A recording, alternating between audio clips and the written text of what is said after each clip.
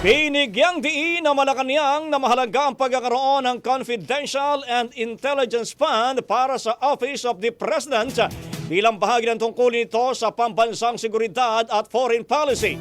Ipiniliwanag ni Palace Press Officer Claire Castro ang pondo ay ginagamit para sa mga sensitibong operasyon na may kinalaman sa pambansang seguridad. Nagiging issue lamang umano ang Confidential and Intelligence Fund kung mali o hindi wasto ang paggamit nito. Ayon pa sa palasyo, kung maayos naman ang paggamit at malinaw na naiuulat ang paggasta, hindi ito dapat maging questionable. Bilang Commander-in-Chief at pangunahing tagapagpatupad ng pambansang patakaran, nangangailangan din daw ang Pangulo ng sapat na pondo upang matugunan ang mga usaping may kinalaman sa pambansang seguridad.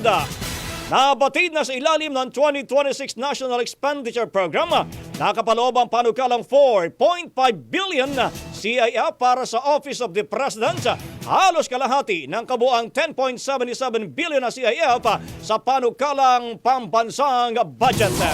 Ang bahaging ito ay hatid sa atin ng Drive Max Coffee. Ligayang tuloy-tuloy!